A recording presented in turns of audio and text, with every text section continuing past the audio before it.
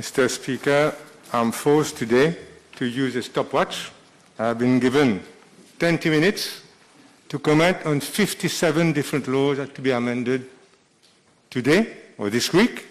That gives me 21 seconds, Mr. Speaker, per law to be amended. And these laws, many of them, change our daily lives, our ability of our economy to recover our public finances, workers' rights, and so on and so forth. I can only deplore the state of affairs. Mr. Speaker, I've heard the many self-congratulatory speeches made here and there and everywhere by government ministers. But the truth is, and the facts are, that most other islands have fared better, sometimes much better than Mauritius. And some of them have bigger populations than us. Let's take Réunion next door, 0 deaths. Seychelles up north, 0 deaths. Puerto Rico, 2.9 million population, 0 deaths. Trinidad, 1.3 million population, 8 deaths. Timor-Leste, 1.3 million population, no deaths. Fiji, no deaths. So, Mr. Speaker, this means that islands have a specific advantage when dealing with coronavirus. That is, we can isolate our land, we can isolate our territory. Whatever decision the government may have taken after, some of them right decisions, we can only deplore the fact of its dragging its feet at the start of the epidemic and being unprepared, for instance, in the number of tests that were done in the first few weeks. Failure to stop flights from China in time, Mr. Speaker. Failure to close our borders in time. I intervened on the 12th of March.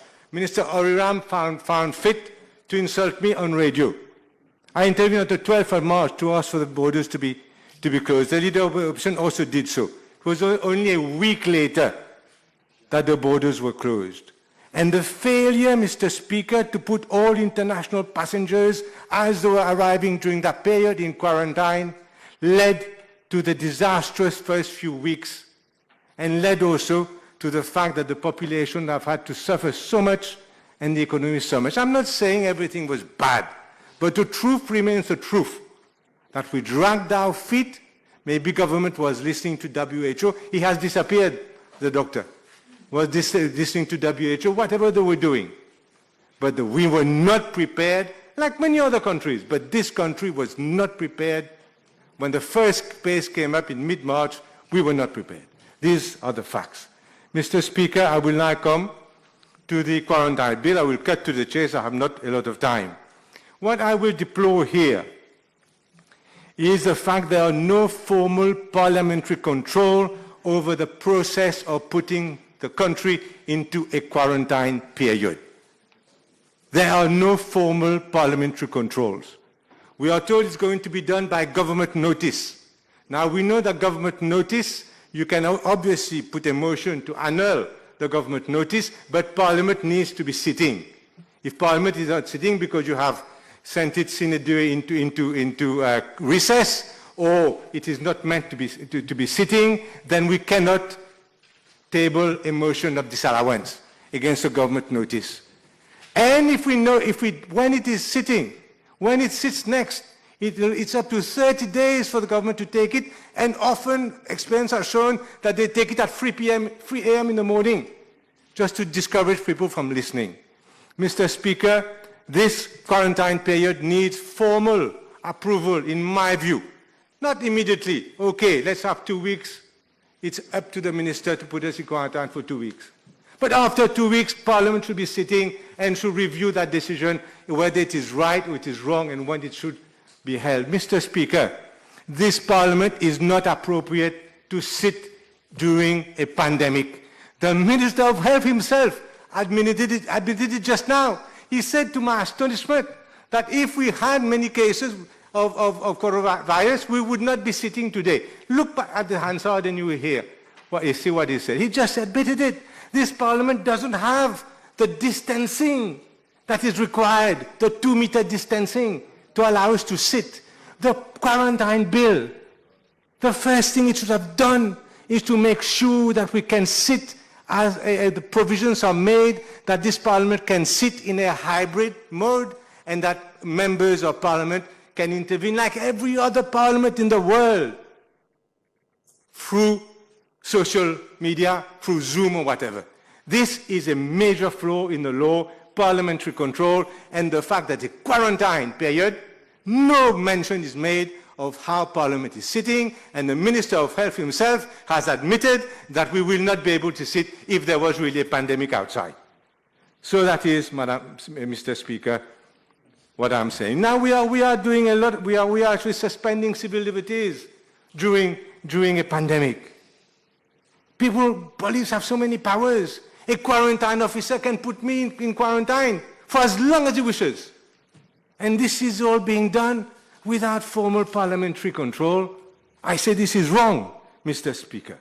Now, this quarantine officer, it's a new post. He has the power to incarcerate people or not to incarcerate them. It's not qualified. It's up to him. He doesn't know me. He doesn't like me. He puts me in a quarantine. He likes me. I am related to someone. I have some political power. I don't know what I have. He says, okay, you go for self-isolation. Even here, we have a pays get figure. Even here, it is up to the quarantine officer to decide what to do with the person. And we know how it's going to work. We know that Gros Palto, they'll go home. Tijimoun will go and sit in Suyak or wherever they're sitting, sometimes sleeping outside. That's what happened at the beginning when I said the government was not prepared. The quarantine facilities were awful, Mr. Speaker. Anyway, so this is my issue. I will not dwell so much about it. I'm just saying that I do not agree that we remove judicial supervision of our police force, especially insofar as the police are allowed to enter people's premises. With apparently this new quarantine officer who is going to be like a god during quarantine period. This cannot be. The law, the judicial supervision of the police must remain, especially when we have seen films recently. Are we all living in the same country? Have we seen films of the police torturing people, filming their own torture of people in this country and putting it on social media? I must have seen it, Mr. Speaker. You must have seen this young girl who was arrested because she put a joke on Facebook. Not only was she arrested, she was hidden from her lawyers for 3 or 4 hours in the SSU premises and then kept overnight, and it is the next day that she was interrogated by the police. So this is, Mr. Speaker, I do not trust this police. And therefore I cannot agree to giving this particular police more powers than they already have. Mr. Speaker, I will move now to the COVID bill. Firstly, the Banque de Maurice bill. We will not agree to give a blank check, unrestricted access to billions upon billions of rupees. They've just taken 18 billion rupees from the Banque de Maurice.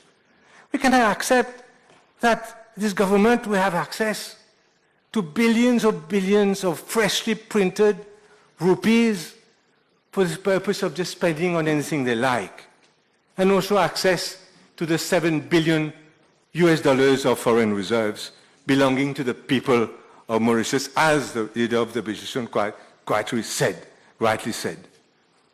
Mr. Speaker, the government, what is the track record of this government? Excessive investment in white elephant projects. The wonderful, I'm being ironic by the way, stadium that cost 5 billion rupees. Safe City, now we're all wearing masks. I don't know if the Safe City project cameras can even pick us up. It cost 18 billion rupees and needed roads in the north and the south of the island, and so on and so forth. Whilst the sugar sector, the textile sector, the tourism sector have continued to decline and to capital, Mr. Speaker. In 2019, we've had the worst GDP growth rate since the last 15 years at 3%. These are facts. And this is before even a whiff of COVID-19. So this is the government that we have. And today we have the offshore sector seriously threatened. Bankruptcy of Air Mauritius, SBM 7 billion rupees of debt, of bad debts. And Mr. Speaker, I want to say something about what is called fiscal dominance. This is fiscal dominance is dominance of government over the central bank, over the monetary authority. Fiscal authority having dominance over the monetary authority. We have a novice governor of the Banque de Maurice. We have a new board of directors. These, Mr. Speaker, these people are answerable to nobody. We are one of the few democracies where the central bank of our country, which manages hundreds of billions of our rupees, is not accountable to this parliament in any way at all. Let me take, Mr. Speaker, what can I take to convince you that this is not right? Let me take the Federal Reserve Bank of the US. Do you know that it is accountable to Congress, the US Congress? The European Central Bank is accountable to the European Parliament. The Bank of England is accountable to the Treasury Committee of the House of Parliament. The Reserve Bank of Australia to its Parliament, and so on and so forth. These 9 people who are directors of the Banque de Maurice, who are they accountable to? Ils sont peut-être redevables towards the minister or the prime minister who appointed them. But these billions of rupees, they have nothing. They are not accountable to anyone. They waste it. They make big mistakes. They lose our money. And they just say, goodbye, I'm going home. Appoint a new board, please. This is not acceptable, Mr. Speaker. It may be acceptable. All this quantitative easing, all this printing of money, all this foreign exchange investment in companies, all this use of special reserve fund. It might be in a different country, in a different set of circumstances, be acceptable. They cannot be acceptable when the people who are going to take the decisions, the board of the Banque de Maurice, is not accountable to this parliament, to any other democratic institution in this country.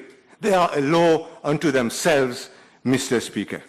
So we have the danger, of course, the danger of unlimited amounts of money being printed because there are no controls, there's fiscal dominance.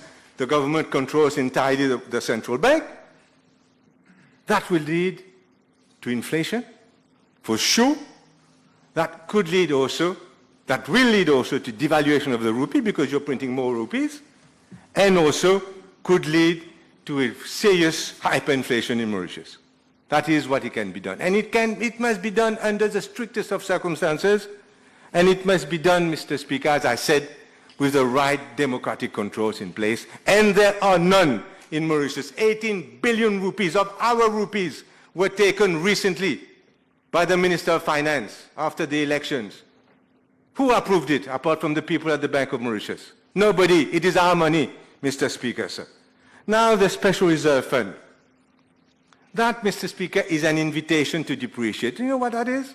We have 7 billion US dollars of foreign exchange. Now, the rupee depreciates by 10%. The Special Reserve Fund increases by $700 million, 30 billion rupees. That is the truth of it. It hasn't made any profits. It is just a paper transaction. 30 billion rupees comes into the Special Reserve Fund. The board of the Banque de Maurice writes a check, gives it to the Minister of Finance, and he has 30 billion rupees for no effort at all. How he's done that? He's printed the money. That is a danger, again, of using the Special Reserve Fund, and these are being put in place without any limits whatsoever. So we don't have to, if the government is prudent, if the government changes from what it's done over the last 5 years. But if it isn't, if it continues on the same path that it's done in the past, we will run into serious trouble as to hyperinflation. Now, of course, Mr. Speaker, inflation may suit the Minister of Finance. Why? The increases is given recently for the poor pensioners. That will disappear. That will be called back by inflation. the increases in the minimum wage, that will be clawed back by inflation. VAT would increase with inflation. And I mentioned huge gains in the special reserve fund. So, with depreciation of the rupee. So we must be careful. Inflation can be, and I'm sure will be, a useful tool for the current Minister of Finance and for this government to take back all the electoral promises that he has not already taken back in this particular bill. Therefore, Mr. Speaker, sir, we say no to unrestricted access to our reserves held by the Banque de Maurice by an incompetent, weakened board, by a weakened board governed, Mr. Speaker, by a government who will impose upon it. And again, as the leader of the opposition said, we've been in the same list as Zimbabwe now, and we will soon, if we are not careful, end up again like Zimbabwe in terms of hyperinflation. Mr. Speaker, there are other things, I don't know if I have time, the changing of the definition of debt. Well, ask yourself, Mr. Speaker, why would a parastatal body keep hundreds of millions of rupees that it doesn't need and suddenly is going to be deducted from the national debt? Why? If it doesn't need it, if it hasn't got to pay its debts with that, if it hasn't got projects with that, but give it to the government by way of dividends. So if it is in a parastatal body, there's a reason for it, and it should not be deducted from the public debt, Mr. Speaker. And before I finish on this issue, what is the other side of the coin? We've been told to vote all this, give all these powers. The government hasn't come up with a word about what is going to happen, what is going to be used, how all this money, the hundreds of billions that it is taking, are going to be used to save people's lives, to stop massive unemployment, and to help the poor in this country, and to prevent companies from going under. That is, Mr. Speaker, in the limited amount of time, I'm going to say this. Mr. Speaker, I'm going to talk now about the debt ceiling. It has to be suspended, I agree, because every country is having recourse to debt, quite rightly. But it cannot be suspended forever. Neither can it just be suspended and no new figure given. That is irresponsible towards the nation. So I would invite the government, Mr. Speaker, to change that, to make it, to give it a sunset clause, this repeal, and to tell us what the government considers is an acceptable debt ceiling given the problems. What is it? Is 65% now? What do you want? 80%? 90%? Tell us what you have in mind so that at least we know where we are going, Mr. Speaker, sir. Mr. Speaker, I want to come to clause 24 concerning the government wage assistance scheme. There is a problem with that. It is arbitrary in its application. I'm going to be technical for a few seconds only. It depends, Mr. Speaker, if you, in fact, the people who will have to repay the GWS, the wage assistance scheme, the companies, it will depend on their financial year ends. If your financial year end is in May or June, likelihood is you will have to repay it, even though you have 1 year more of very hard or very tough and very high losses. If your year end is December, likelihood is you will not pay because you have 8 or 9 months of the COVID and after COVID. So my appeal to the Minister of Finance on this issue is that the loss is that the 2 years should be taken, an average of the 2 years should be taken. I can explain it in detail at any time, but it is the average of the 2 years that should be taken. Otherwise, you will end up with many companies having to repay the wage assistance scheme only because their year ends happens to be in May and June and not for any other reason, and that is surely unfair, Mr. Speaker, sir. As far as Clause 30 is concerned, now there's a lot of confusion in my mind. The Landlord and Tenants Act, giving 6 months moratorium. The Landlord and Tenants Act only applies to commercial properties let before 2005 and not at all to furnished residential properties. So when we're talking, the great majority, 90% or 95% of rented commercial properties and rented household properties will not come at all under this moratorium that is being offered. It is only being offered to a tiny, tiny number of sitting tenants who were there sitting in their respective commercial properties before 2005. We should do that in the UK. What we should do is not provide even a moratorium, but insist that landlords by law cannot act aggressively against their tenants in that period of time. Aggressively, I mean in terms of winding up petition, in terms of eviction orders. And that should cover, Mr. Speaker, so with all due respect, all rented properties in Mauritius, and not only a tiny proportion as the government is doing at the moment. Mr. Speaker, what surprises me most of all is the complete silence of the Minister of Health when the leader of the opposition, and I will, too, and other members of the opposition, talk about the Pharmacy Act. Now, the leader of the opposition, quite rightly, has made a scathing attack on clause 41 of the bill, saying that there has been there an exemption to sell medicine in Mauritius and that this change enables the pharmacy board to exempt anyone it pleases from registering his product. This puts the population at risk. Any Tom, Dick, and Harry that the pharmacy board decides can sell any medicine it wants because it is exempted, and this has nothing to do with COVID. And the Minister of Health speaks and doesn't say anything, and the Prime Minister himself introduces the bill and doesn't mention this exemption, whereas it could affect the whole of the nation. Why? Is it, as the leader of the opposition has said, to do with probably a friend of government who has a project? This has to be answered. I would love the answer to be no. He has to explain. He had the patience to explain. He said not a word. He said not a word about it. He said not a word about it. He said not a word about it.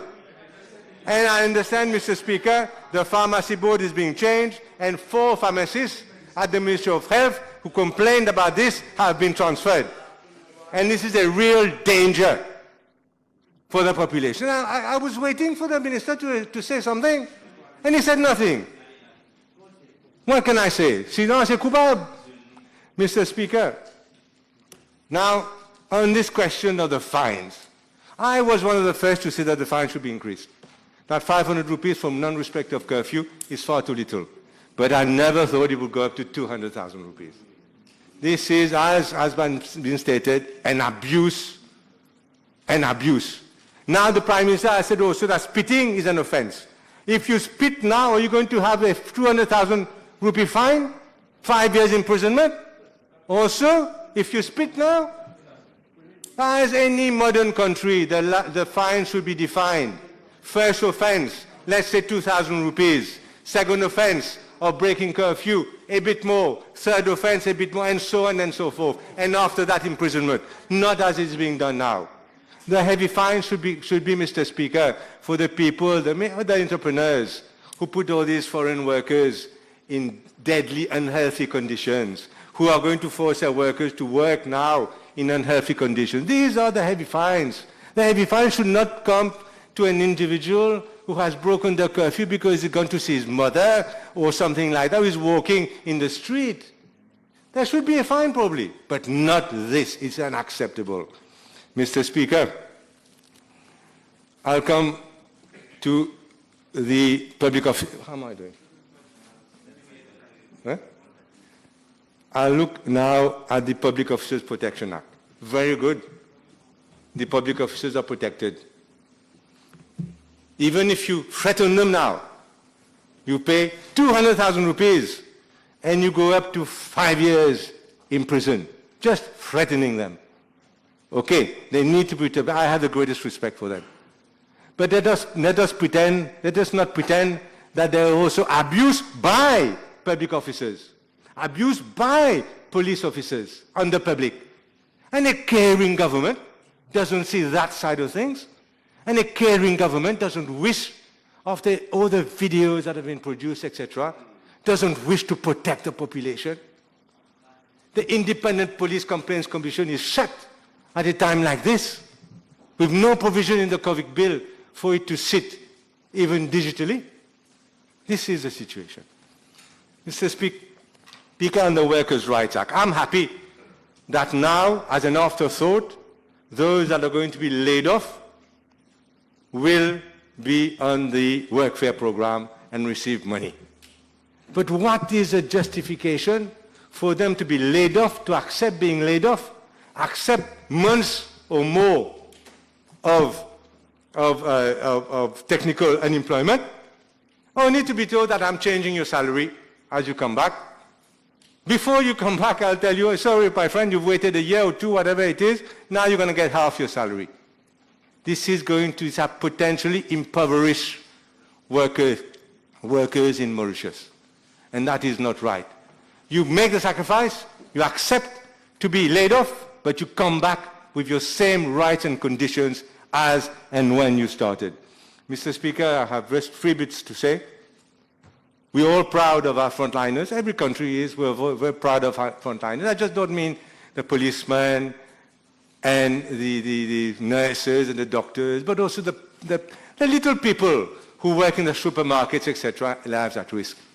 We have now decided that they will not, that localities will not be cut. Fantastic. That is not what is expected. What is expected is that they should be rewarded by this government. They should be rewarded by the COVID Solidarity Fund. They should be rewarded, and that is what is to be expected of a nation who cares about its people. 2 little things. Motor vehicle insurance. Motor vehicle insurers are making billions of rupees of profit during this pandemic because our cars are not running. Yet they had the cheek to publish a paper to say that they will not cover vehicles that have had an accident unless they have a paper from the police, etc. That is not right. Someone may be going to see his mother because she is sick, or whatever it is, has an accident. And then, Mr. Speaker, if you look at the definition by the Motor Vehicle Insurance Association, they will not cover that. They will cover only if you're going to an essential service. And your mother is not an essential service, obviously. And this is wrong, and I expected the COVID-19 bill to make provision so that motor insurance covers us. Because we are paying, not a person in Mauritius has received a refund for the 2 months that we're not using our cars. That is not right. And lastly, Mr. Speaker, I have a thought for the parents who will be going to work, probably as from the 15th, many of them are working, many will be working. What happens to their children? I don't have a solution, but I have only a wish, Mr. Speaker, that we can find a solution. Of course, some will be working from work, but what about all the textile workers? What about all the construction workers? What about all the fishermen, all the plants? Can they work from home? Obviously they cannot. Obviously they cannot work from home. Only people like us, blue, white-collar workers, can work from home. The others cannot work from home. They will have to attend the factories. Work from home is very nice for the Prime Minister to say work from home. If you work in a textile factory, how do you work from home? You cannot. So, Mr. Speaker, sir, I have a special thought as I finish to all the parents who are worried about what to do with their children. And therefore, Mr. Speaker, whatever I have said, and I believe that it is for the best of our country that we are frank and truthful about the state of affairs, and that we continue to hold this government to task. I only wish that when we sit next time, it is on a Tuesday, so that we can ask proper questions of this government. Thank you, Mr. Speaker.